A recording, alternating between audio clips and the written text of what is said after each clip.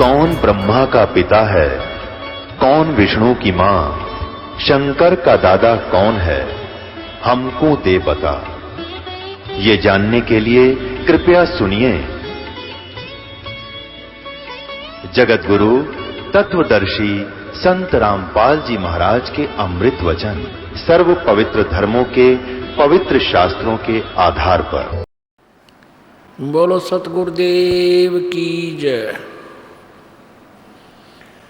सर्व संगत से प्रार्थना है, सत्संग प्रारंभ हो रहा है। कृपया सत्संग स्थल पर विराजमान होकर के श्रद्धापूर्वक सत्संग सुने। परमेश्वर की प्यारी आत्माओं से पुनर्निवेदन है, सत्संग प्रारंभ हो रहा है। कृपया सत्संग स्थल पर विराजमान होकर के श्रद्धापूर्वक सत्संग सुने। सत साहिब बोलो सतगुरुदेव की जय। बंदी छोड़ कबीर परमेश्वर जी की जय। बंदी छोड़ गरीबदास जी महाराज जी की जय। स्वामी रामदेवानंद जी गुरु महाराज जी की जय।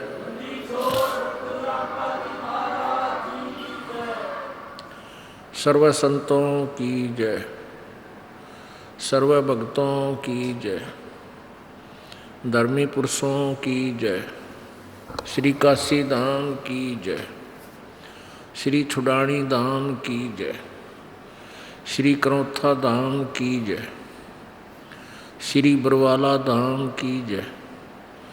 सत साहिब गरीब नमो नमो सतपुरुष को नमस्कार गुरु की नहीं।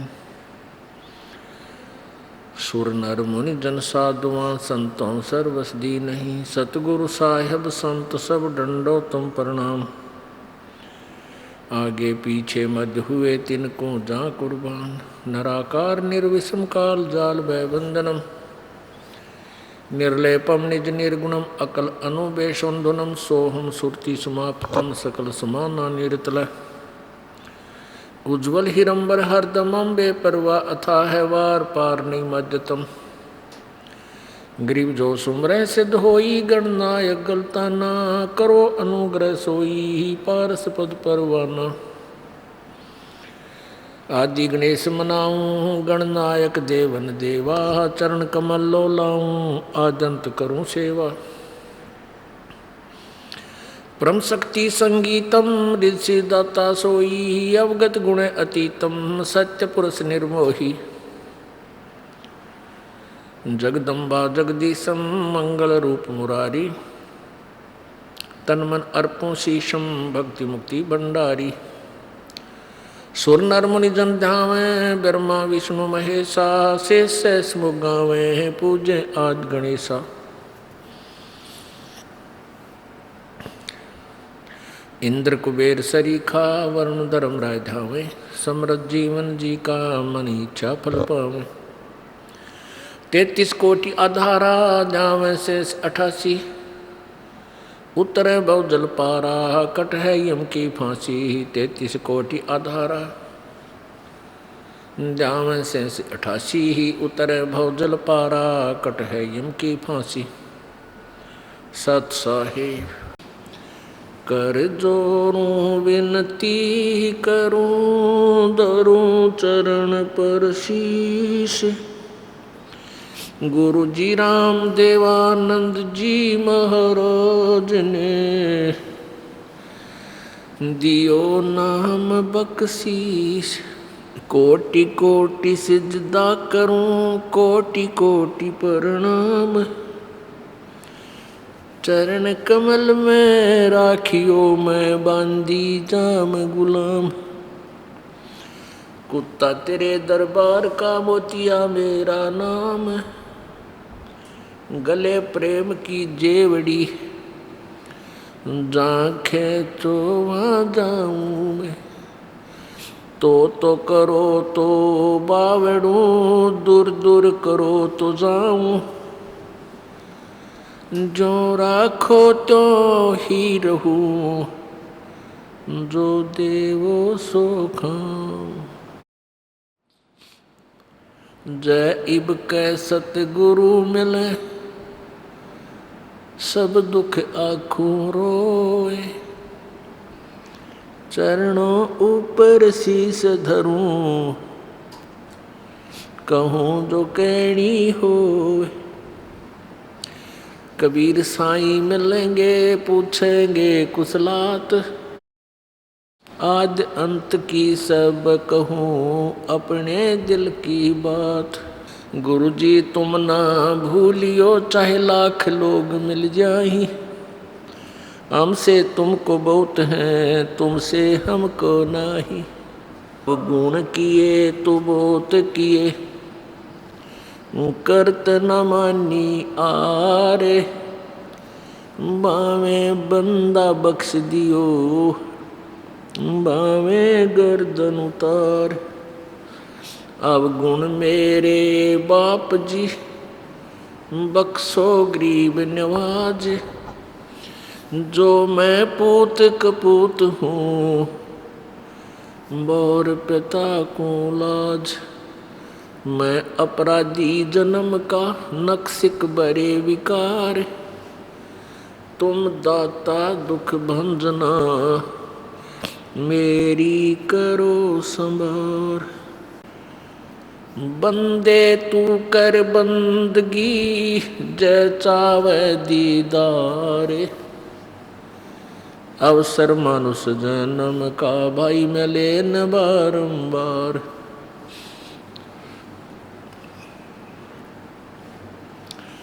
मानुष जन्म पाए करे नहीं रटे हरि नाम।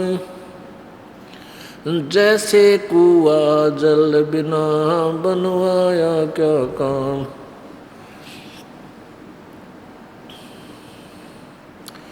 मानुष जन्म दुर्लभ है ये मिले न बारंबार।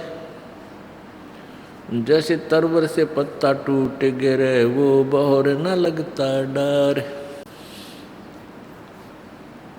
साथी हमारे चले गए, साथी हमारे चले गए, हम भी चालन हारे।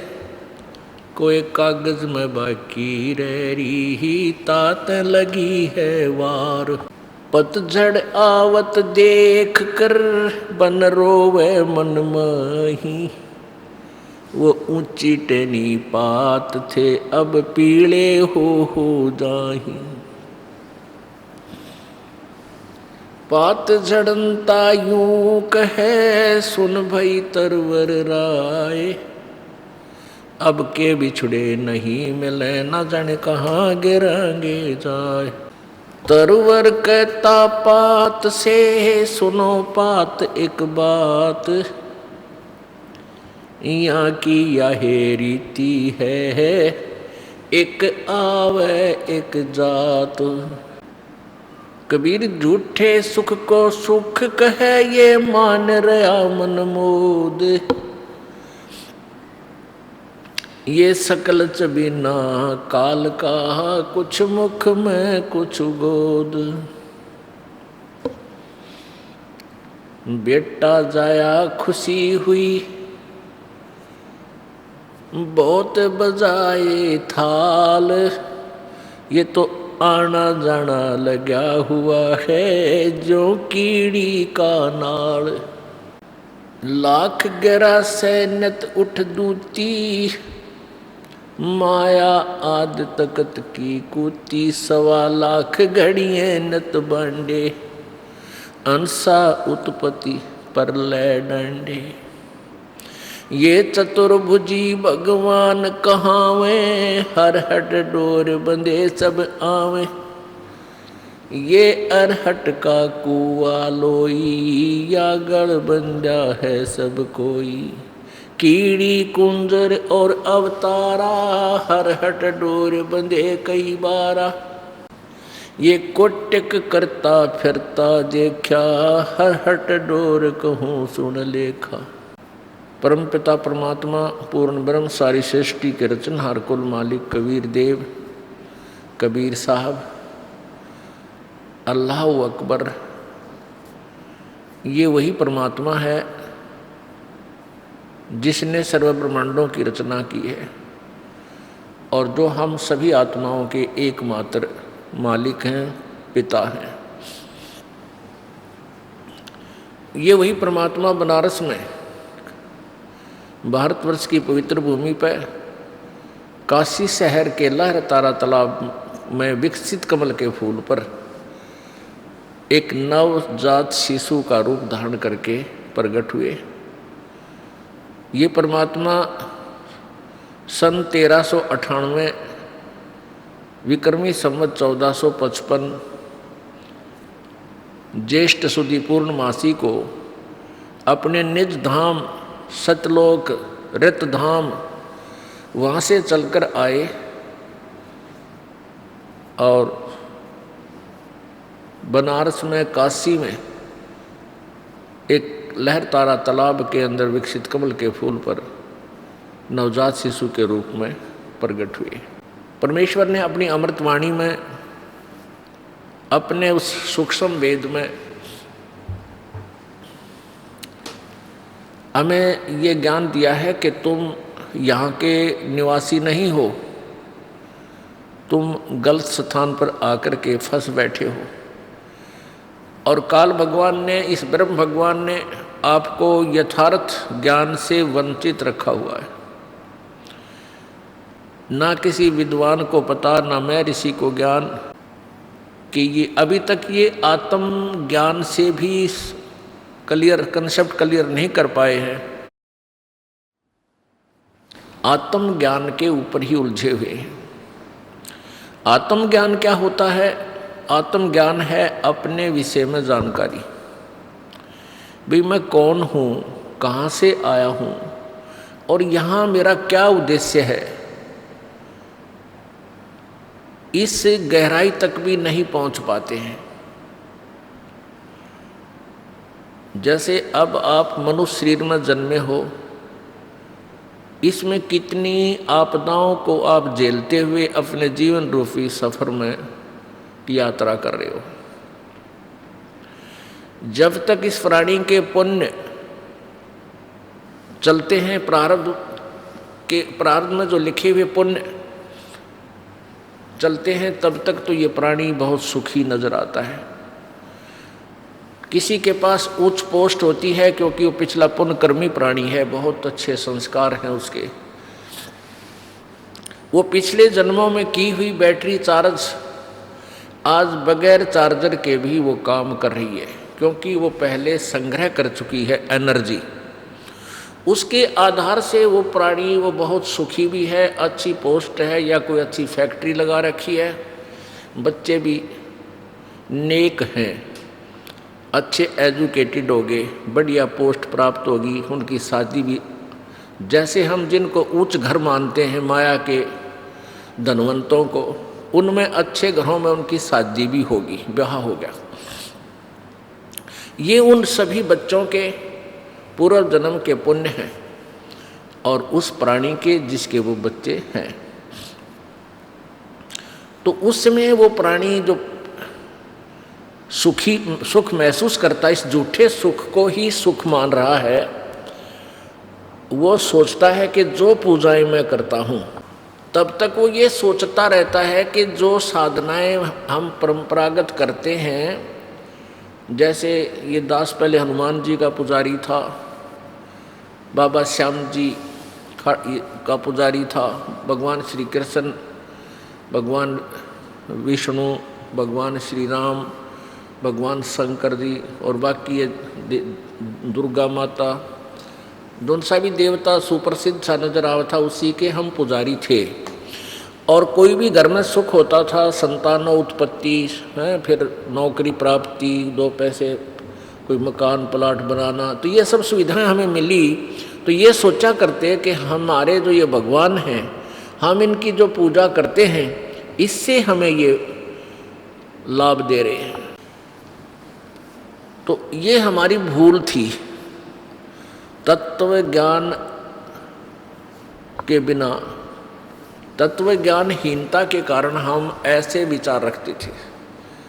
और फिर साथ में ये भी कहते थे, कोई व्यक्ति दुखी दिखाई देता था, आम व्यक्ति कहता था भाई तेरे कोई पिछले जन्म में तूने पाप कर रखे, और कोई सुखी नजर आता था तो उसको अन्य व्यक्ति कहते थे भाई घने बढ़िया कर्म करके आ रहा है यो, इसको इसके ठाठ हो गए। यानी वो पिछले जन्म पुण्य के पुण्य और पाप आज वो अपना रंग दिखा रहे हैं। तो जब तक ये प्राणी सुखी है, इस सांसारिक सुखों को सुख मानते हैं, कैसे अच्छी कोई पोस्ट मिल जाए, 2 रोटी का साधन हो जावे, नौकरी मिल जावे या कोई और धंधा बढ़िया हो जावे, फिर संतान यानी सबसे पहले पुत्र हो जावे, फिर पुत्री हो जावे, और एक कार एक कोठी हो जावे, इस झूठे सुख को ये सुख मानता है। तो ये सुख, और दूसरा इस महादुखी है। अब दूसरे के पास ये सुविधा नहीं है, कोई बेचारे का हाथ कटा है, किसी की आंख नहीं है, किसी की दोनों टांग नहीं है, कोई किसी की दोनों आंखें नहीं है, और किसी के पास हैंड टू माउथ है, यानी गुजारा भी ना चलता, कोई कागज चुप के अपना गुजारा कर रहा है। तो ये पिछले जन्म का उसके पास कोई पुण्य है ही नहीं। कुछ ऐसे संस्कार होते हैं, 2 प्रकार से मानव शरीर मिलता है, आज आपको वही डिटेल बताएंगे।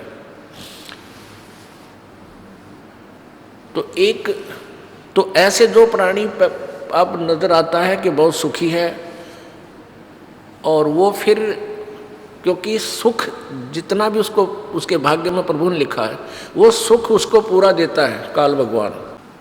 कई अच्छे अधिकारी, कई बड़े सेठ देखे हैं कि उनके सारे जीवन में कोई विशेष आपदाएं नहीं आई, और लास्ट में कति अंत में उनकी वो दुर्गति देखी है कि उसको देखकर कलेजा मुंह को आवे। और कुछ ऐसे भी पुण्यकर्मी प्राणी थे कि वो पहले सारे जीवन में भी स्वस्थ भी रहे, और उनके संतान भी अच्छी रही, ठीक रही, और मृत्यु अंतिम श्वास भी अचानक हार्ट अटैक से वो चले गए, यानी बुढ़ापे के कोल्लू में नहीं पिड़े। तो यहाँ जो तत्वज्ञानहीन प्राणी जो भक्ति से दूर हैं, वो क्या कहते हैं कि भाई वो भक्ति करता था, वो तो भुगत कम रहा, और देख यो कति भक्ति नहीं करता था, और अचानक किसी सुथरी मौत आई, बहुत बढ़िया मृत्यु आई इसकी। तो पुण्यात्माओं, ये दंत कथा है, लोक वेद है, किंवदंतियां हैं ये सारी। जिस व्यक्ति ने कभी साधना कैसी ही नहीं की, और ठीक है बुरे काम भी नहीं करे, वो पिछले जन्म का अच्छा संस्कारी प्राणी था, और पिछले पुण्य कर्मों के से उसका स्वभाव भी अच्छा था। इस जन्म में भक्ति नहीं की, लेकिन पाप भी विशेष नहीं किए। तो पिछले पुण्य जब तक उसके चले, ये जीवन बिल्कुल पूरा का पूरा जीवन भी हमें ऐसा लगा जैसे वो सुखी ही रहा। अब वो बैटरी उसकी डिस्चार्ज होगी, अगले जन्म में हो सकता है कोई जन्म मनुष्य का उसका शेष रह रहा हो, वो भी मिल सकता है ऐसे प्राणी को। और फिर अगले जीवन में, क्योंकि ये रेड का कुआं है, नीचे भरो ऊपर खाली, नीचे भरो ऊपर खाली, ये कौन अंत थोड़ा ही है इसका। तो फिर उसके ऊपर ना जाने कितना दुख आवेगा। तो ऐसे ही जो प्राणी हमें सुखी नजर आवा था और भक्ति भी करता था, जैसी भी परंपरागत साधनाएं, जैसे साल भर में 1-2 बार तो कहीं इष्ट धाम पर जाते हैं, मत्था टेक आते हैं, सारे बच्चा के तलक लगा देते हैं, सबकी दोक वहाँ लगवा लेते हैं। तो ऐसी साधनाओं को हम फाइनल मान चुके थे, या बहुत है। या कोई और अच्छी आत्मा थी, वो अपना को हनुमान चालीसा कर लेता था, हमारे जैसा कोई गीता जी का पाठ कर लेता था, शिव पुराण, विष्णु पुराण आदि इन ग्रंथों को पढ़ लेते थे। तो ऐसे हम अपनी एक जीवन शैली को निभा रहे थे, और ये सोच रहे थे कि हम कुछ तो कर ही रहे हैं। पुण्यात्माओं, बुद्धिमान व्यक्ति जो तत्व ज्ञान से परिचित हो चुके हैं, वो तो समझ चुके हैं ये दास क्या बताना चाहता है। और जो नए आए हैं उनके लिए ये अध्याय आज खोला जा रहा है। अब जैसे एक बैटरी होती है, उस बैटरी के साथ एक चार्जर लगाया जाता है जो बिजली से कनेक्ट किया जाता है, पावर से, और जिसके कारण वो बैटरी चार्ज हो जाती है। वो चार्ज हो जाने के बाद चार्जर हटा दिया जाता है। उसके बाद वो बैटरी बगैर चार्जर के भी पंखे भी चलाती है। जैसे इन्वर्टर आजकल एक विशेष यंत्र बन गया है, तो वो इन्वर्टर लाइट भी चली जाती है तब इन्वर्टर का काम शुरू होता है। तो उसमें चार्जर लगा भी है चाहे नहीं लगा है, वो चार्ज नहीं हो रही है तो फिर भी वो अपना काम कर रही है, पंखा भी चल रहा है, कोई कूलर भी चल रहा है, बल्ब भी जग रहा है, नो प्रॉब्लम। और यदि उस बैटरी का फिर चार्जर ना लग रहा हो या पावर से जोड़ा नहीं हो उस चार्जर को, तो फिर जब तक वो बैटरी चार्ज रहेगी तब तक तो सारे काम होते नजर आएंगे।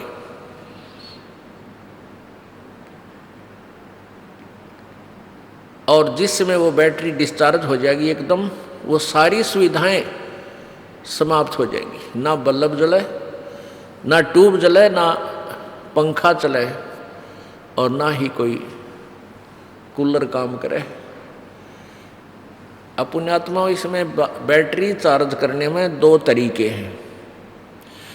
एक तो चार्जर लगा रखा है, लेकिन वो चार्जर लगा रखा है उस पॉइंट में लाइट नहीं है, वो पॉइंट पीछे से कनेक्टेड नहीं है, और लगाने वाले ने ये सोच रखा है कि मैंने चार्जर ला रखा है या बैटरी चार्ज हो रही है।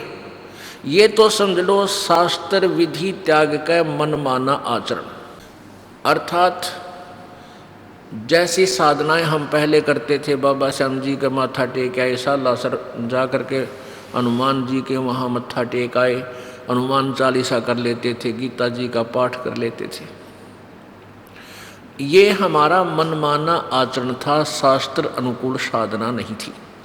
तो ये चार्जर भी लगा रहे थे पर पावरलेस पॉइंट में। हमने पावरलेस पॉइंट में चार्जर लगा रखा था, हम चार्जर लगाए हुए भी थे लेकिन बैटरी चार्ज नहीं हो रही थी। एक वो प्राणी है जो भक्ति बिल्कुल करते ही नहीं और उनको भी खूब सुख है और खूब सुविधाएं प्राप्त हैं। जो झूठे लोक की जो सुविधाएं हैं, भौतिक सुख, तो बिना ज्ञान के हम नास्तिक न होगे। हम उन पुण्य प्राणियों को जो अच्छी पोस्ट पे हैं, कार भी है उनके पास, कोठियाँ भी हैं, अच्छी संपत्ति संतान है, तो वो कोई भक्ति नहीं करते, गुट्टी लावे हैं, सिगरेट पीवे लांबी। तो भगत जो साधना करते थे, मनमानी आचरण करते थे, उनको कोई लाभ हो नहीं रहा था, वो दुखी दूने हो रहे थे, और जो भक्ति भी नहीं करते वह सुखी नजर आते थे। तो समाज में नास्तिकता न्यों फैल गई कि जो थोड़ी बहुत शास्त्र विधि त्याग का जो मनमानी पूजा करते थे, उनको तो लाभ मिल नहीं रहा था उस पूजा से, और जो बिल्कुल पूजा नहीं करते थे वैसे गोटी सूटी भी लाओ और खूब रिश्वत लें और खूब सारे ड्रामे करें, और वो सुखी नजर आए थे। तो जो भक्ति कर रहे थे, जो दूसरे संतों के पास गए हुए बोली आत्माएं, या वैसे अपनी मनमानी पूजाएं कर रहे हैं जहाँ कहीं जा करके, तो वो उनको देखकर नास्तिक हो गए। जो थर्ड पर्सन होते हैं वो क्या कहते हैं कि भाई तुम तब भक्ति भी कर रहे हो और तुम्हारी दूनी दुर्गति हो रही है, और ये भक्ति कर ही नहीं रहा, देख किसके ठाठ है भाई, कितना भगवान, ये तो कहने की बात है। तो जो जिसको परमात्मा का सहारा नहीं मिल रहा, तो वो व्यक्ति विवश हो जाता है इस बात पर विचार करने को कि भाई सचमुच में भक्ति कर रहा हूँ और मेरी बिरान माटी हो रही, और यो कभी कुछ साधना करता नहीं, सारा दिन बकवाद गड़े, ताश खेले, गुटी लावे, सिनेमा देखे और इसके ठाठ है। तो वो ज्ञानहीन प्राणी, अध्यात्म ज्ञानहीन प्राणी नास्तिक बन जाता है, उसी जैसा बन जाता है। इसलिए तत्व ज्ञान की आवश्यकता है, परम संत की आवश्यकता है, और परम संत के मार्ग में ये झूठे गुरु, ये नकली ऋषि महर्षि, ये सदा से आड़े आते रहे। परमेश्वर आए थे, बंदी छोड़ कबीर जी स्वयं आए थे, इसी तत्व ज्ञान का प्रचार करने लगे थे और किया मालिक ने आखिरी श्वास तक, आखिरी समय तक किया, जब तक यहाँ से उन्होंने प्रस्थान नहीं किया। लेकिन मूढ़ व्यक्ति, हमारे जैसे जो अक्षर ज्ञान युक्त नहीं थे, वो परमात्मा के इस अमर ज्ञान को, अमर वाणी को, कबीर वाणी को नहीं समझ सके। और जो उस समय के तात्कालीन वो नकली गुरुजी, महर्षि जी, मंडलेश्वर थे, वह सारे झूठे कपटी थे। वो वेद ज्ञान से अपरिचित थे, वो पुराणों के ज्ञान से भी परिचित नहीं थे, वो गीता जी के ज्ञान को भी समझ नहीं सके थे। परमात्मा कबीर जी वेदों और गीता जी के ज्ञान को यथार्थ रूप में अपनी सिंपल लैंग्वेज में बताया करते थे। परमेश्वर कबीर जी इन सब सदग्रंथों के यथार्थ ज्ञान को, वेदों के ज्ञान को, गीता जी के ज्ञान को, पुराणों के ज्ञान को एज इट इज अपनी सिंपल लैंग्वेज में, साधारण भाषा में, संत वाणी में, अमर वाणी में बोल बोल कर बताया करते थे। लेकिन उन चतुर व्यक्तियों ने, जो गुरु थे, ये नकली गुरु थे, झूठे गुरु थे, और वो संस्कृत भाषा को जानते थे। संस्कृत भाषा के जानने के कारण हम उन्हें महर्षि और विद्वान मानते रहे। और परमेश्वर कबीर जी के बारे में वो नालायक क्या कहा करते थे, कबीर तो अशिक्षित है, ये संस्कृत भाषा नहीं जानता है, ये झूठ बोलता है, ये गलत कहता है कि ब्रह्मा विष्णु महेश नासवान हैं, इनके माता पिता हैं, इनकी पूजा से पूर्ण मोक्ष नहीं होता। क्योंकि वे सारे समाज को यही कहा करते थे कि विष्णु और शंकर जी यही पूजा के योग्य हैं, और श्री विष्णु जी तीनों रूप धारण करके, ब्रह्मा विष्णु शिव का रूप धारण करके पूरी सृष्टि को चला रहा है। ये अजर अमर हैं, इनके कोई माता पिता नहीं है।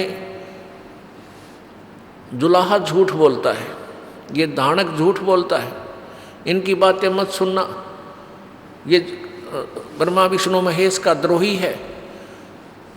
तो वो झूठे गुरुओं का दाव लगा रहा, उनकी दाल गल गई। इस आधार से गल गई कि सभी ये कहते थे कबीर जी शिक्षित नहीं है, इनको संस्कृत का ज्ञान नहीं है। तो परमात्मा फिर भी अपने ज्ञान को प्रचार करते ही रहे, और दुखी प्राणी परमेश्वर के पास आकर सुखी भी हुए, उनके दुखों का निवारण भी हुआ। लेकिन अशिक्षित होने के कारण वो परमात्मा को परमात्मा नहीं मान सके। जब तक हम परमेश्वर को परमेश्वर जानकर हम उनके साथ नहीं रहेंगे, तब तक हम परमेश्वर प्राप्ति नहीं कर सकते। परमेश्वर कबीर जी कहते हैं, गुरु मानुष कर जानते ते नर कहिए अंध, हुए दुखी संसार में आ गए यम के फंद। जब परमात्मा स्वयं आए थे उस समय यही वाणी कहा करते कि तुम गुरु को भगवान मान लो, एक सिंपल मैन मत मानो।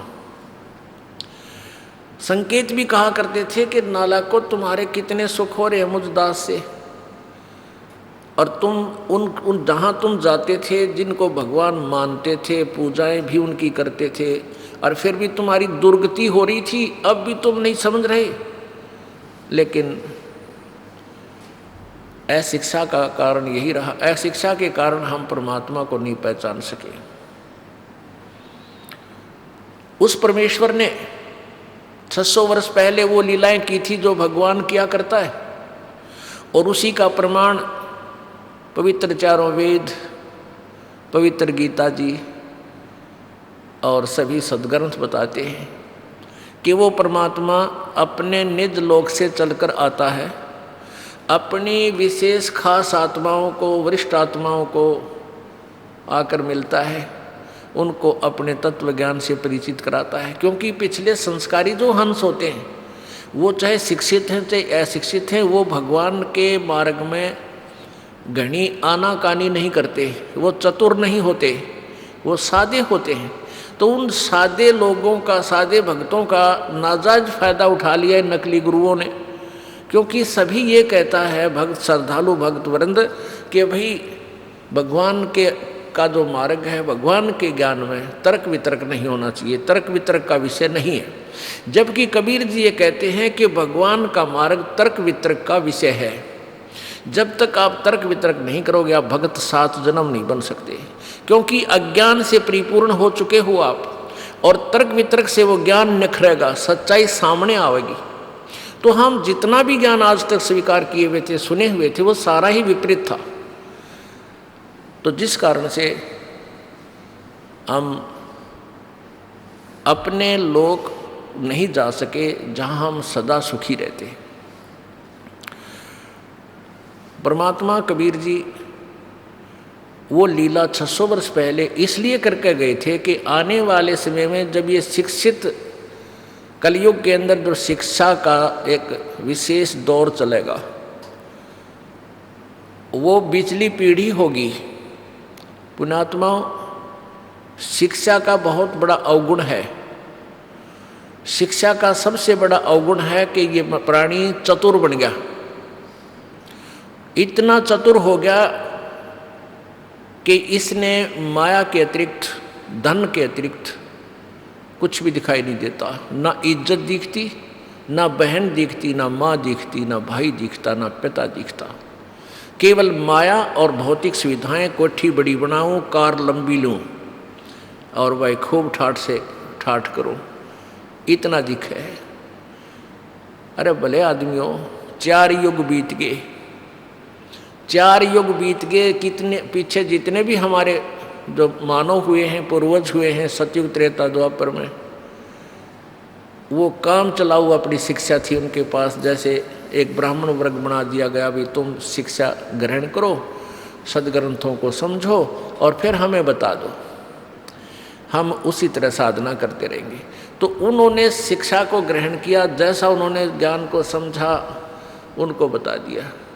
कितनी शांति से रहते थे, कोई किसी प्रकार की इतना जुल्म नहीं था जो आज हो रहा है। सबसे पहले निर्लज्ज हुए, दूसरे बात हम निर्दयी हो गए। ऐसे ऐसे इतिहास देख लो आप, घर घर में जा कर के कैसे झगड़े होते हैं, किस प्रकार आपसी द्वेष बन गए, भाई बहन का मुकदमा चल रहा है, किस ऊपर संपत्ति पे, पिता पुत्र के झगड़े हो गए आपस में, पता नहीं क्या क्या जुल्म हो गया। और जो नहीं ऐसा हो रहा है तो वो केवल माया के पीछे ही अभी भी दौड़ रही है।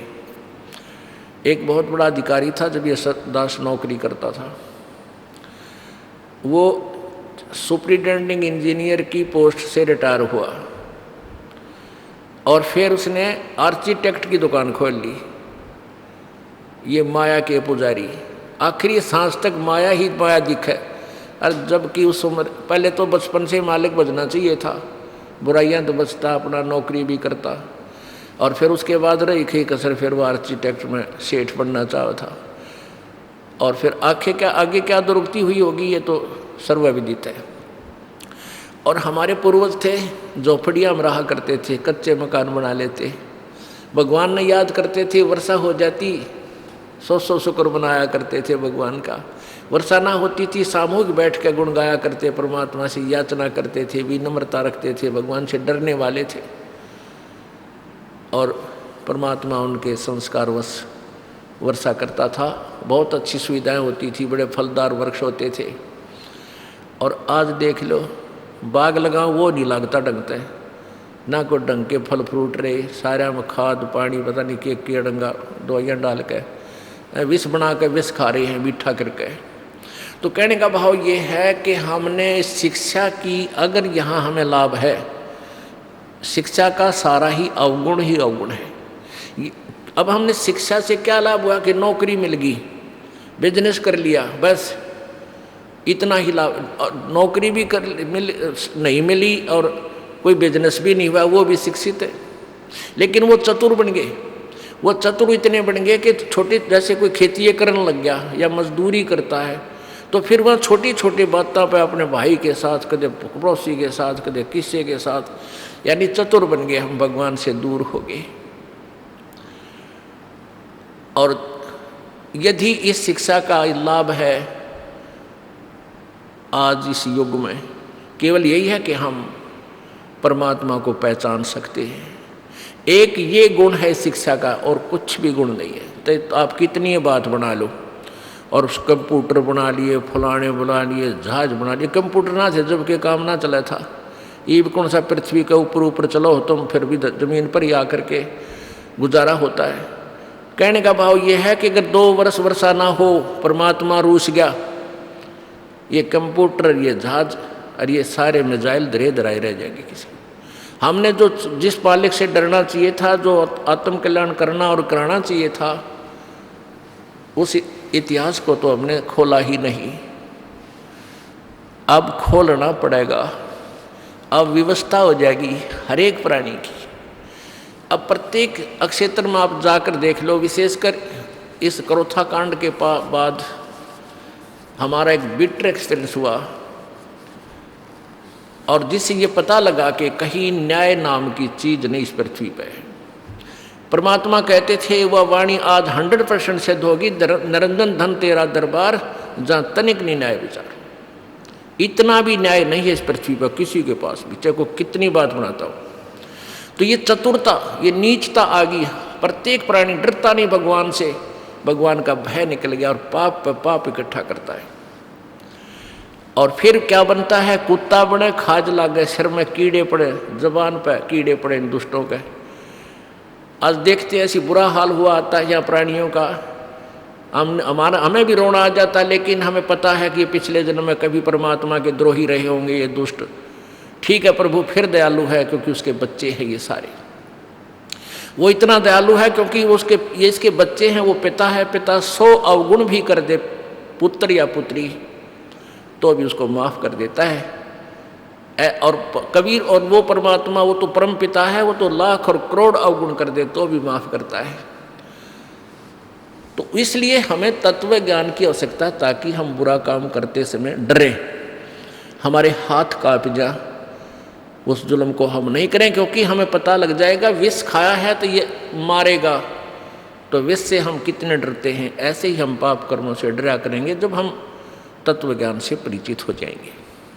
तो आज इस शिक्षा का यदि हमें लाभ है तो हम भगवान पहचान सकते हैं, और ये एक अनमोल गुण है शिक्षा में। आज पहले भी भगवान स्वयं आए थे, परमात्मा स्वयं आकर ही इस ज्ञान को प्रचार कर सकते हैं। न इस ज्ञान का जुबान भी नहीं खोल सकता इंसान, ये इतना कड़वी दवाई है। और परमात्मा नहीं आते हैं तो वो अपना कोई खास रिप्रेजेंटेटिव भेज देते हैं, तो उसके साथ रहते हैं। कहते हैं कि मम संत मुझे ही जान मेरा ही स्वरूपम, जो बच्चा गऊ की नज़र में यूं साईं को संत, और भक्तों के पीछे फिरे वो भक्त वत्सल भगवंत। अब कहने का इस सारे विवरण का तात्पर्य है कि आज शिक्षा से हम परमात्मा पहचान सकेंगे, और इस शिक्षा का कोई लाभ नहीं। अब शिक्षा का केला बना, जैसे डॉक्टर बन गए। अब देख रहे डॉक्टरों का क्या हाल है। भगवान, हे परमात्मा, कलेजा मुंह को आता है। डॉक्टरी लाइन में जो बच्चा जाता है उसके मन की छलांगें क्या होती हैं कि अपना या तो नौकरी लगूंगा, नौकरी लग गया तो 50-60 हज़ार रुपये तनख्वाह होगी MBBS करके, और या फिर अपना प्राइवेट बिजनेस कर लूँगा, हॉस्पिटल बना लूँगा। और उसमें क्या क्या ये करते हैं ये लोग, आप इन डॉक्टरों के पास जाकर देख लो। भगवान करे किसी का पाला ना पड़े, और दुर्भाग्यवश जाना भी पड़ जाता है, तो वो क्या कर रहे हैं। हाय हाय, ये डॉक्टर यानी वैद्य का काम, पहले वो पुण्यात्मा अशिक्षित एक दूसरे से वैद्यगाई सीखकर एक समय देते थे पूरे गांव को कि इस समय आ जाइयो भाई, फ्री दवाई दूंगा। जड़ी बूटी जंगल से तोड़ कर लाता था, कूट पीस कर तैयार करता था, पुड़ियाए दवाई बनाता था। और कारगर दवाइयाँ होती थी, क्योंकि वो निष्कपट भाव से एक परमार्थ के तौर पे वो दवाई देता था और उसको आराम होता था। यानी बाद में उसमें भी थोड़े बहुत रोजी रोटी वाले आगे थे, लेकिन इतने कसाई नहीं थे। और अब देखते हैं डॉक्टरों का, हे भगवान, एक दिन समाचार पत्र में आ रही थी, दवाई 2 रुपये की गोली और ले उसके 27 रुपये। अरे थरा गजब, गरीब आदमी पहले तो वैसे मर ले, बुखार बीमारी हो जाता है, रही खे ये डॉक्टर मार दें।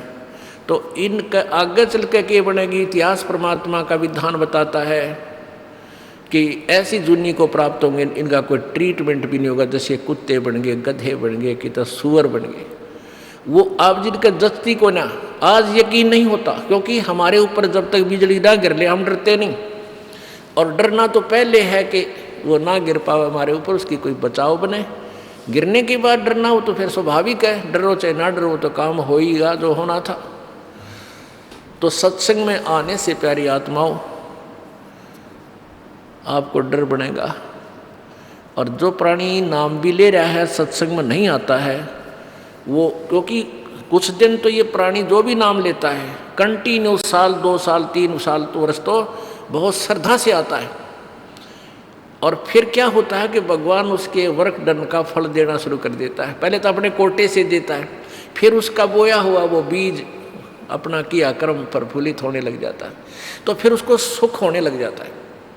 फिर वो सत्संग पर रुचि नहीं देता इतना, वो सोचता है सत्संग तो मैंने सुन रखे हैं, गुरु जी सही बात बतावे हैं और उनने जो बताया हम सुन लिया, सारे ज्ञान हमें हो गया और हम भक्ति कर ही रहे हैं। नहीं, यह भी उसकी महाभूल है।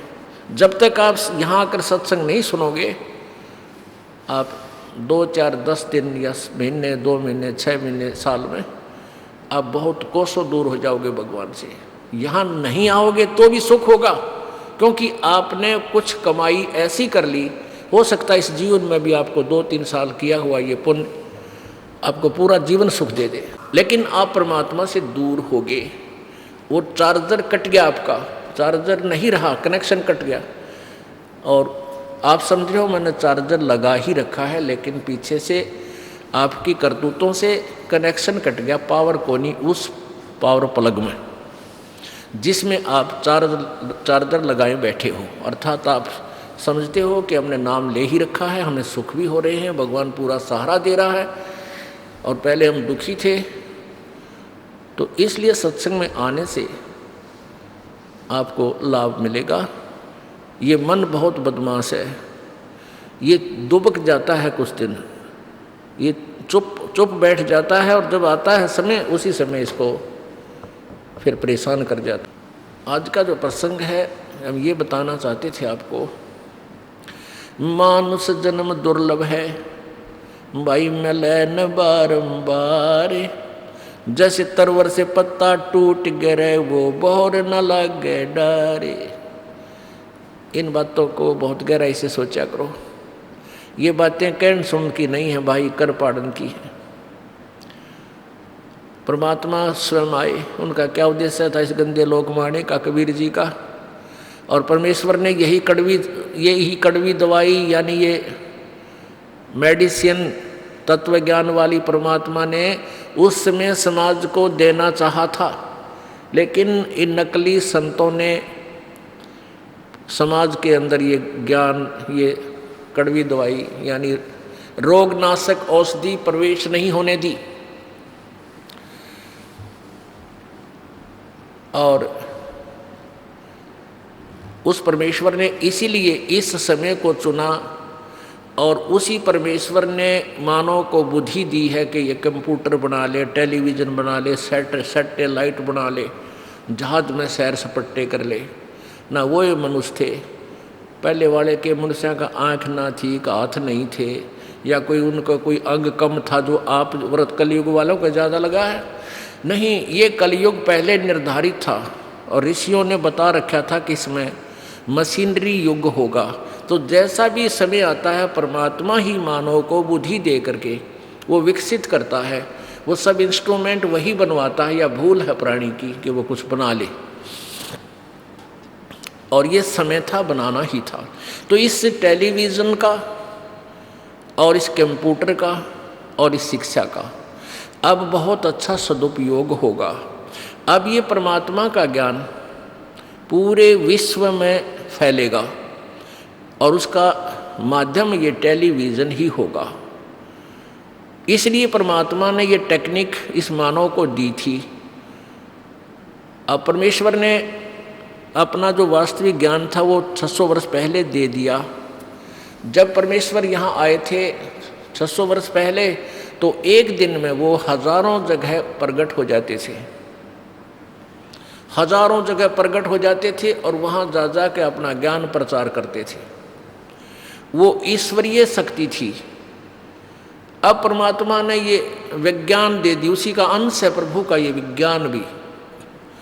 इस वैज्ञानिकों को ये विज्ञान दे दी कि ये टेलीविज़न बना लिया, सैटेलाइट बना दी और घर घर में टेलीविज़न रखवा दिए। और एक वक्ता एक किसी चैनल पर बोलता है, वो करोड़ों अरबों के पास करोड़ों की संख्या में टेलीविज़नों में वो पहुंच जाता है। तो ऐसे परमात्मा ने ये शिक्षा इसलिए देनी आवश्यक समझी और ये विज्ञान भी इसलिए विकसित करना आवश्यक था कि मैं अपने ज्ञान को अपने बच्चों तक आसानी से पहुंचा सकूं। अन्यथा इस शिक्षा का दोष ही दोष है, लाभ कति नहीं। अपने आत्माओं, इंसान जब भगवान से डरने वाला हो जाएगा तो 90% झगड़े खत्म हो जाएं, घर के भी समाप्त हो, घर में भी जो आपस में कलह है या समाप्त हो जाएगी और आपसी द्वेष समाप्त हो जाएगा। अंदर से दया उपजेगी। कोई बीमार दुखी दिखाई देगा, सास ननद या कोई भी पड़ोसी या राह चलता, उसकी मदद को दौड़ा करेंगे लोग। और अब एक्सीडेंट हो जाता है, आदमी मरा पड़ा, मरने को हो रहा है और साथ में नो ची ची भागे जा रहे हैं, नो देख लिया एक्सीडेंट हो गया, एक्सीडेंट हो गया, चल चल चल जल्दी कर वहाँ पहुँचना। और पहले टूट कर पड़ जाया करते थे। तो ऐसे एक भक्त बता रहा था कि मेरा शाम में एक्सीडेंट हुआ और सुबह तक मैं भुगत रहा, तड़फ रहा, कोई निकट नहीं आया। सूर्य उदय हुआ, जब घर वालों को पता चला भी नहीं आया, ढूंढते ढूंढते ऐसे वहाँ पहुँचे, जब मुझे उठा के लाए, बस एक आध सांस ही रह रहा था, मेडिकल तक पहुँचा इतने। तो पुण्यात्माओं, हम निर्दयी हो गए, डर रहा नहीं भगवान का। दया धर्म का मूल है, पाप मूल अभिमान, और तुलसी दया ना छोड़ियो जब लग घट में प्राण। अब परमात्मा क्या बताते हैं कि मानुष जन्म दुर्लभ है, ये मिला न बारंबार। जैसे तरवर से पत्ता टूट जाए वो बहर नहीं लगता डार। आप अपने परिवार में रह रहे हो, बेटा बेटी, कार कोठी, पति पत्नी, माता पिता, रिश्तेदारी, कोई मित्र दोस्त सहेली, आपका कितना अच्छा दिल लग रहा है, आप बहुत अपने आप को आनंदित मान रहे हो और अचानक कोई रोग हो जाता है, जानलेवा कैंसर। और कैंसर होगी, 1 2 4 हॉस्पिटलों में भी ट्रीटमेंट हो चुका, कोई राहत नहीं। तो फिर क्या सोचता है कि मेरा ही समय निकट आ गया। और घर वालों को पता है कि कुछ दिन का मेहमान है। उस अतिथि में सोचे अपने आप को, आपको उस अतिथि में ले जाकर सोचो कि ये अतिथि किसी के साथ भी हो सकती है। अपने परमात्मा में रुचि बनाने के लिए हमने इन फॉर्मूलों का प्रयोग करना पड़ेगा। वैसे नहीं बात बना करती, ये ज्ञान वैसे नहीं दिया जा रहा। प्रभु का यहाँ आने का उद्देश्य यही था कि मैं ज्ञान प्रचार करूँ। ना उनको क्या आवश्यकता थी आने की, एक खड्डी में बैठ कर कपड़ा बुनने की, एक झोपड़ी में निवास करने की, जो सारी सृष्टि का मालिक है। उसका उद्देश्य था कि मेरे बच्चे यहाँ महादुखी हैं, ये झूठे सुख को सुख मान बैठे हैं, ये नकली सुख है, कल को मृत्यु हो जाएगी, इनको मूर्ख बना रखा है इस काल ने। ये तेरा बेटा है या तेरी बेटी, ये तेरी कार, ये तेरी कोठी, और कल मृत्यु हो जाती है, उसका क्या है, नालायक का कुछ भी नहीं, कुछ नहीं। उस बोली आत्मा का परमात्मा हमें यही याद दिलाने आते हैं कि तुम धोखे में डाल कर यहाँ रखे हुए तुम्हें मूर्ख बना रखा है और तुम्हारी बुद्धि इससे आगे सरकती नहीं। चारों युग में संत पुकारे, कूक कहा हम हेल रे, हीरे माणक मोती बरसे ये जग चुगता ढेल रे। परमात्मा कहते हम चारों युगों में आकर आवाज लगा लगा कर समझाया, परंतु इनके एक नहीं समझ में आती, क्योंकि काल ने इतना प्रेशर डाल रखा आपके ऊपर, आपके बस की बात नहीं। हाँ, ये परमात्मा का ज्ञान, सूक्ष्म वेद का ज्ञान और ये मंत्र, ये एंटीबायोटिक है, ये एंटीबायोटिक वस्तु औषधि आप कानों के माध्यम से अंदर जाने दोगे तो एक दिन इसका समाधान हो जाएगा और आपको सच्चाई महसूस होगी कि सचमुच हम गलत फंस गए। तो ऐसी स्थिति में जो व्यक्ति आ जाता है कि अब मैं कुछ ही अक्षणों का, कुछ दिनों का मेहमान हूँ, तब वो सोचता है, वो क्या बोलता है उसके विषय में परमात्मा बता रहे हैं कबीर जी। वो क्या बोलता है,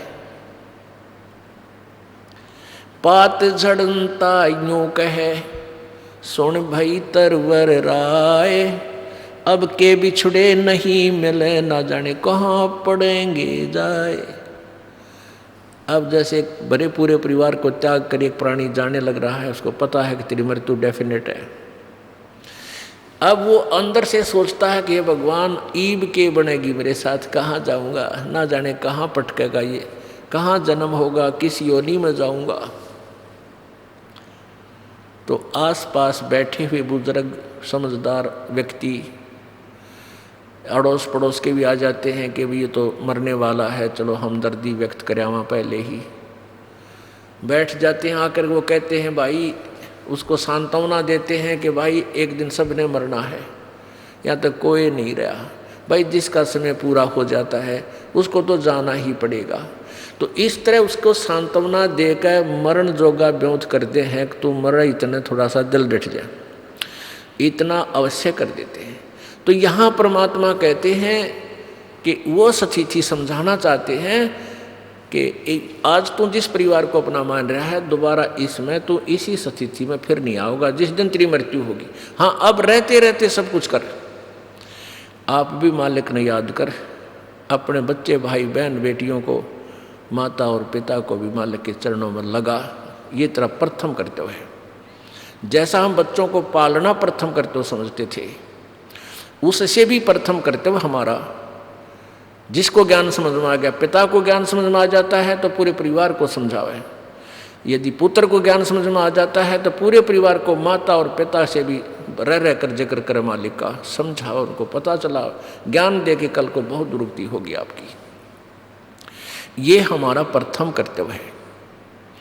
और सेकंड कर्तव्य तो है ये, तो अपने बच्चों की परवरिश करना, इसमें तो दो राय है नहीं करेंगे फिर हम पेट कैसे भरेगा। तो हमारा एक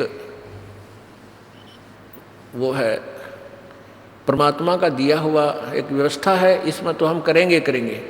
और कुछ ऐसा भी है कि जिसके माता पिता बचपन से ही मर जाते हैं, दोनों ही मर जाते हैं, वो बालक भी अपने संस्कारवश बड़े भी होते हैं और वो अपना पूरा उनसे भी अच्छी तरह सेट होते हैं जिनके माता पिता जीवित हैं। इस दास के साथ खूब बीती ऐसी बातें। एक रिश्तेदार हमारा निकट का,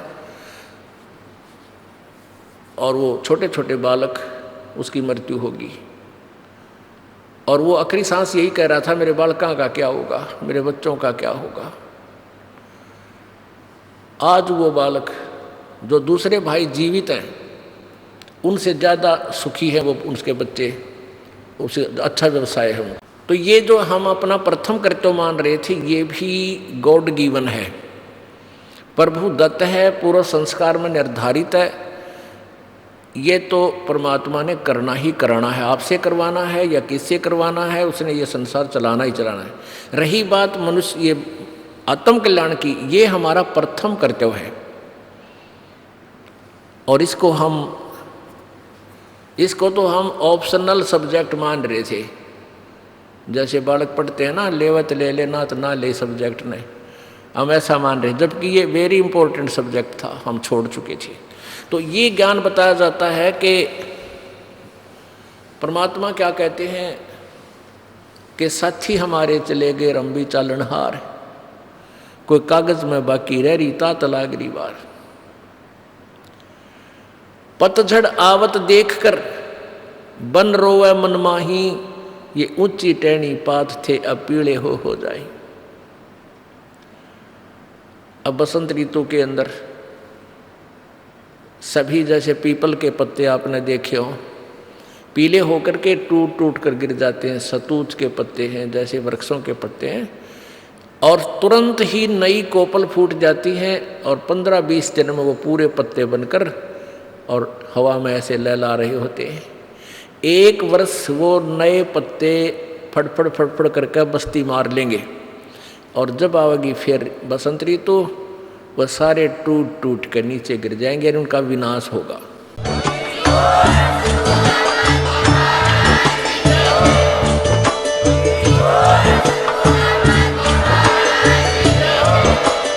आप सुन रहे थे जगत गुरु तत्वदर्शी संत रामपाल जी महाराज जी के मंगल प्रवचन। अधिक जानकारी के लिए विजिट कीजिए हमारी वेबसाइट www.jagatgururampalji.org। संत रामपाल जी महाराज जी के शुभ आशीर्वाद से पूरे विश्व भर में 500 से भी ज्यादा नाम दीक्षा केंद्र हैं, जिन पर संत रामपाल जी महाराज जी द्वारा ऑनलाइन निशुल्क नाम दीक्षा दी जा रही है। अपने नजदीकी नाम दीक्षा केंद्र का पता करने के लिए संपर्क करें 8222880541।